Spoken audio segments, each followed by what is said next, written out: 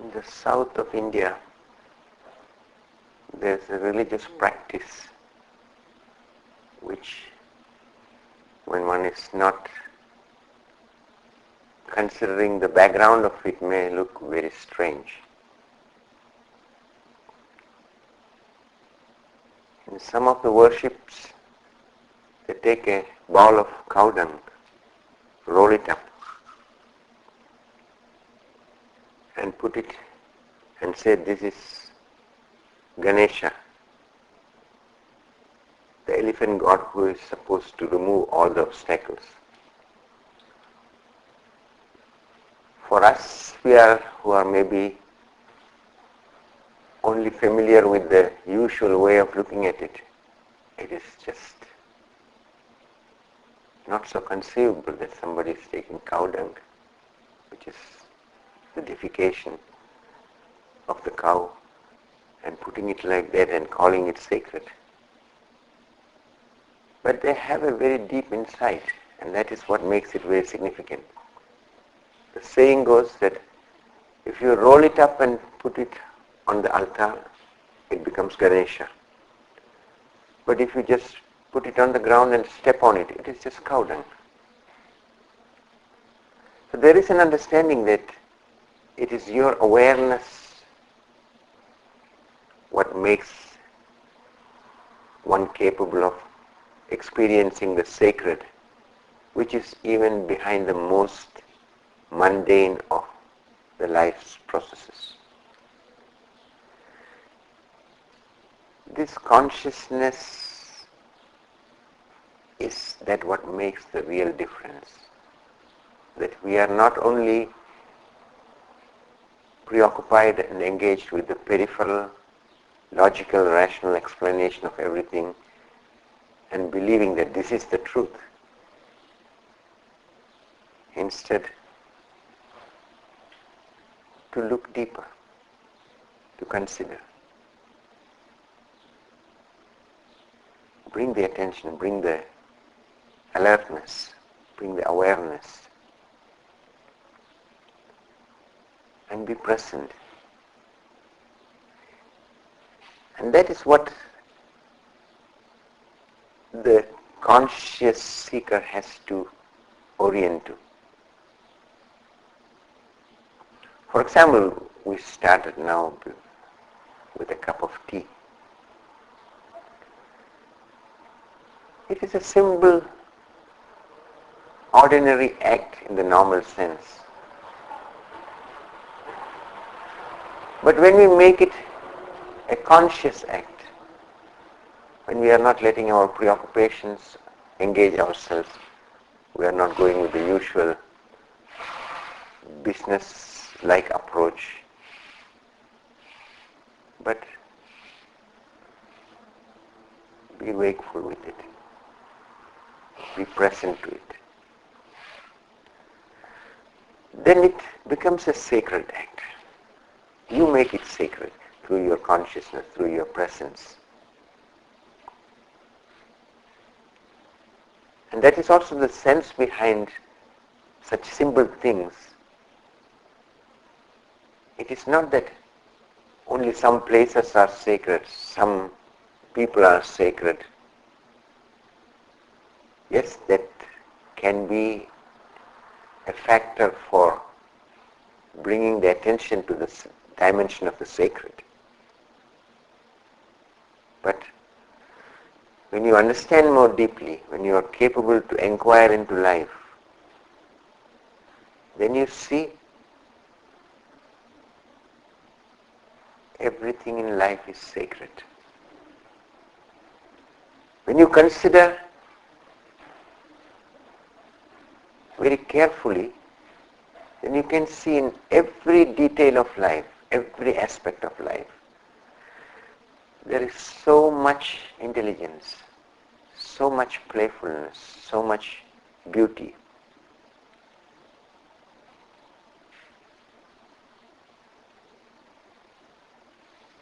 That one can only wonder, one can only be grateful when you are really being in touch with it in a deep way. Even the smallest aspects, just the fire, the elements, our body, every organ, every cell. When you consider it, then you see that everything is so miraculous.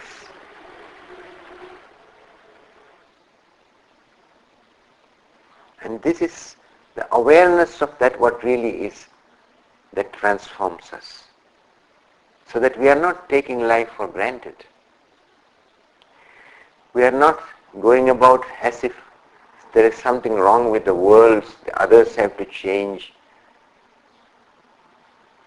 Now, whatever is happening, positive and negative, when you learn to connect to it consciously, you make it a chance for your inner ripening, the deepening of the consciousness. That is why I say,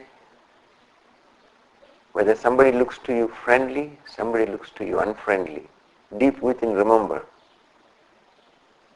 it is more to put it better this way, that there are friendly kind of friends and unfriendly kind of friends, because they both contribute to the possibility that you can look what is happening in you, what is getting touched in you, what is provoked in you.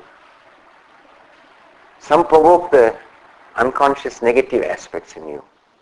You may get hurt, you may feel upset, you may feel humiliated, you may feel very outraged. Now you can focus on the other and say, oh, the other is the problem. Other should not be like that. But as long as you have not looked what is transpiring inside you and have become distant from that and has released the energy which is automatically and unconsciously getting caught in it, you have not used that situation in the right way. We are focused in the usual way of going at the other, at the outside. We want to change the world as if then everything will be okay. Is it really possible to change the world without really looking what is happening in ourselves, what is undercurrently going on, what are our undercurrent motives, what are our undercurrent driving forces? Because the more you are deeply in touch with yourself, the more it becomes transparent to you that when you are not caught in your own inner automatism, you have the freedom, you have the capacity to look deeper into the other too. And when somebody is unfriendly and you are in touch with yourself, you will not get caught in a negative reaction, because the negative process is connected with unconsciousness. It is part of the darkness called the ego. And when the light of awareness comes, you are not just in this automatism. You are able to see. And when you see, sometimes you feel very much concern and compassion for the other who is caught in this automatism. There's a very interesting anecdote from the life of Buddha. As he was traveling, he went to different kind of places to share his understanding and insight. In some places they were welcoming him and they were bringing sweets and flowers as a sign of appreciation and gratitude. But in some places they were very upset with him because he was not following the traditional settled approach, and his way of being open and plain and direct and using the common man's language provoked the priests who had a vested interest, who were considered the higher class. And when somebody is saying that you can attain to the deepest dimension of the reality without getting through all these priests and their power games, that you can just be in a very simple and natural way connecting to life and attaining the highest liberation possible. This was very threatening to these priests. And there was a township where many of the people who were living in this village was the priest's community. So as he came there, many of them started shouting at him, were very angry with him, and blamed him for this and that, for destroying religion, destroying the values, being blasphemical, being insensitive. And one of them was so upset that he spat on Buddha, because that is one of the ways to express very deep condemnation. But Buddha looked at this person very compassionately and asked him, "Have you got anything more to say?"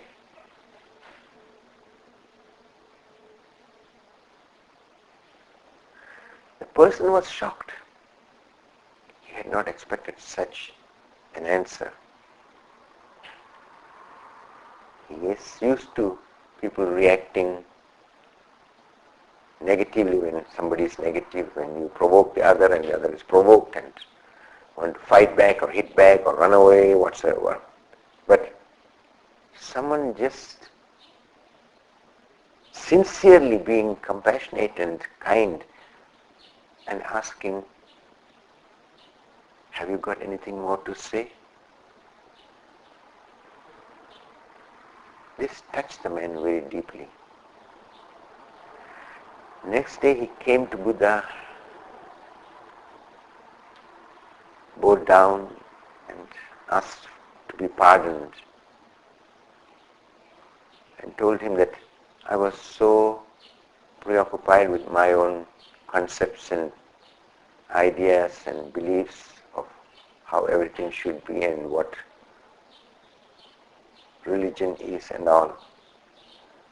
But yesterday you touched me and showed me something very, very deep. And I realized that my way of reacting was totally insensitive. So please forgive me. Buddha said, I don't need to forgive you because I have not condemned you. I have seen that you are caught in the fever of these misunderstandings, and I felt concern and compassion for you. So from my side, I don't need to forgive you because I have not been condemning you and looking down upon you. But when you have seen your mistake, which is very important for you, then learn from that. Bring more awareness in life. Go about with a deeper responsibility. And that is what each seeker of truth has to take care. Because it is so easy to blame the world, blame the other, blame the outside, and get caught up in some kind of anger, some kind of bitterness, some kind of hurt feeling, which is human, which is natural that it comes like that. But it is your human responsibility, your human capacity, that you can see that, and that you need not get caught in this automatic reaction process and behave and remain on an animal level of going about life. An animal has no other choice. It either fights or withdraws. And it is a simple automatism in which they follow, and they don't have any other concepts, no other orientations. But the human being can see that there are other possibilities to resolve conflicts. There are other possibilities to respond to the challenges. We are capable to bring in understanding through consideration, through consciousness, and through that open the possibility for the flowering of love. You have to see that you need to take this responsibility. That is the meaning of initiation, that is the meaning of being a conscious seeker. Everybody is seeking in different ways for fulfillment and happiness and want to be loved. But it is a seeking in the darkness without looking what is going on, what is our part, what is our responsibility. This is what you have to bring in very consciously and deliberately, that you remember whatever be the challenge, whatever be the problem, whatever be the situation, whatever it may be that is provoking you deeply, make it a step for your inner awakening, inner transformation. Instead of being caught in the automatic and negative reactions and being a slave of your past, bring the light of consciousness, rise above it, so that a response which comes from your understanding and compassion can take place. And when you consider carefully in life, you can see that there is no alternative to it. Everything else is entangling us more. Everything else is throwing mud on each other and making it more difficult for each other. When you don't go into this automatic reaction process, when you through your awareness get a distance and not give this fighting and unconscious reaction more energy, not only you are benefiting from it, you are rising above it, you are also giving the other indirectly a chance to reconsider. Not that you are trying to change the other and playing a kind of game. No, you being in touch with yourself, being authentic, being present to the process which is taking place in you,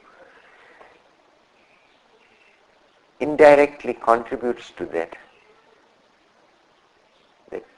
the other can also have a little gap.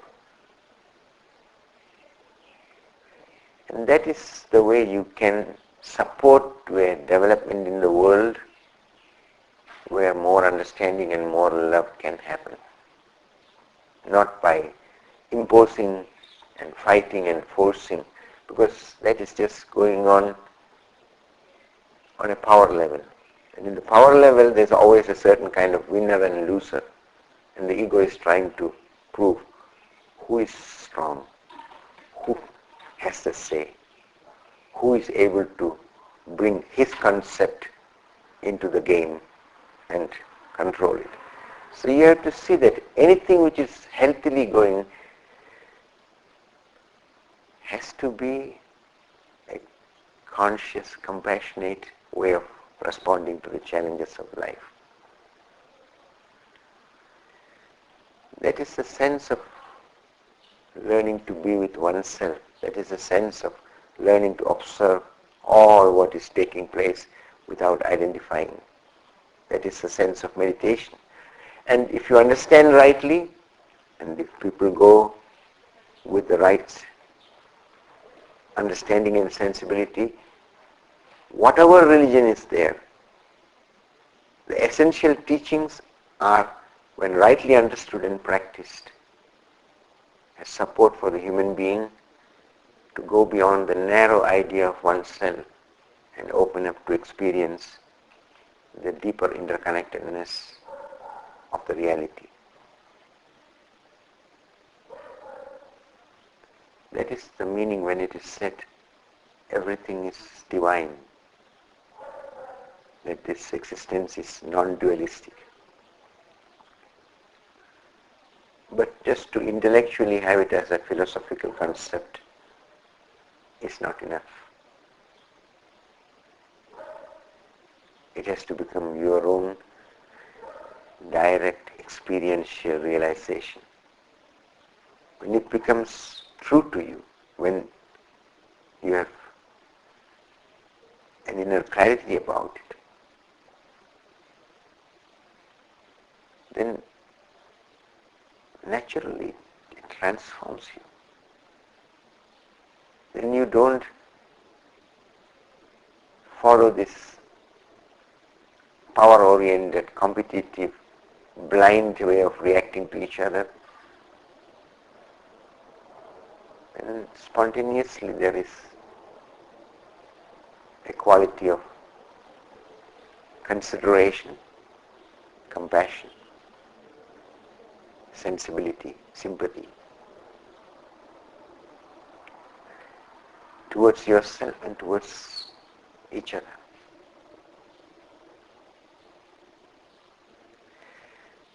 So recognize the need for this committed, decisive way of bringing the light of awareness into the day-to-day living. That is how you make it sacred. It is not that particular doings are sacred and other doings are not sacred. Drinking tea is just a simple, ordinary act. But when you go consciously, be present, and allow a quality of silence to accompany you in this whole process, you start allowing it to become a sacred act. Then you see that each moment is sacred. So this orientation is very important. Creating a space of non-interfering witnessing, creating an atmosphere where you take time just to be with yourself, to be with all what is a very valuable basis. That's why I don't even call it a meditation. I just call it silent sitting.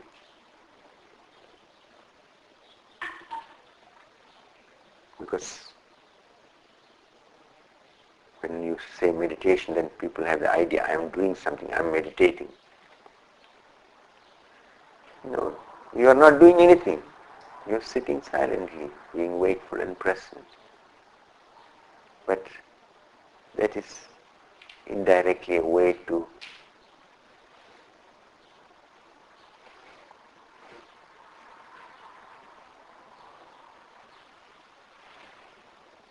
be available to life, be available to the moment in a deeper way, and open the door to the experience of the divine reality. Because we tend to forget, because we get pulled automatically into this unconscious reactions, we need again and again bring deliberately the attention. There is this very interesting but very easily misunderstandable statement in the Old Testament where it is said, where God says that those who are not for me are against me. When you would interpret it in the normal kind of way, then one would almost say this is some very power-hungry dictatorial person putting conditions like that either you are for me or you are against me, and creating a very strong polarity and making it all very difficult. But all these statements in all the scriptures, all that what can be said, are basically of the poetic nature. If you take it in a literal way, in a logical, rational way, and dissect it, what you will experience will be different. But when you consider it as attempts to indicate something deeper, that what cannot be said is indicated in such a way, then you can see there is some very significant hint in it. And that is, when you are not deliberately and consciously orienting to bring presence in your life, the automatism is pulling the energy into the settled patterns of reacting and behaving. Then you are pulled into the unconscious level. Only when you consciously, deliberately bring your attention, then you are able to be free, allow your deeper intelligence, allow the sensibility of your heart, and respond, which is very fulfilling for you, which is very valuable for you, and indirectly also valuable for everyone else. Because it is not an act which is just limited to a narrow perception of the reality. It's not coming from a projection into the reality through our past, but it is a deeper consideration which is allowed, and that makes a big difference.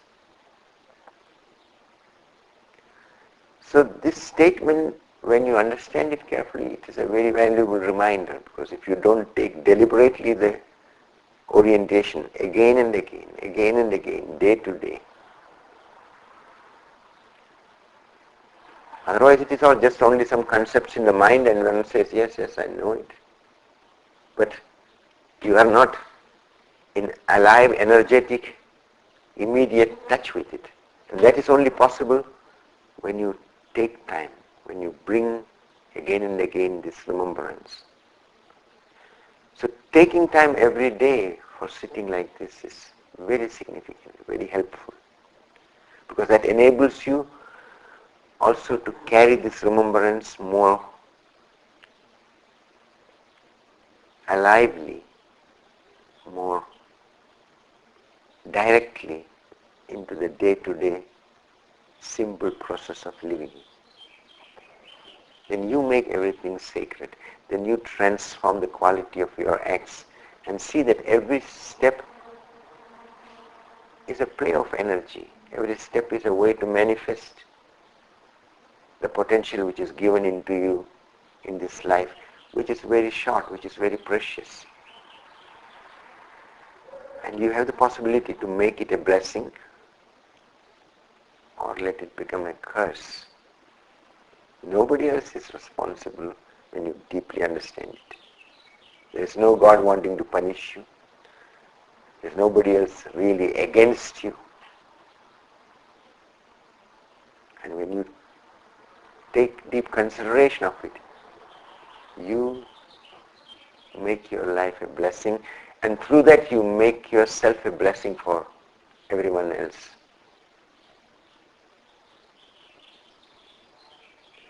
When we sit now, remember that it is a simple way of wakeful presence, which is the orientation, in a non-interfering, non-struggling way.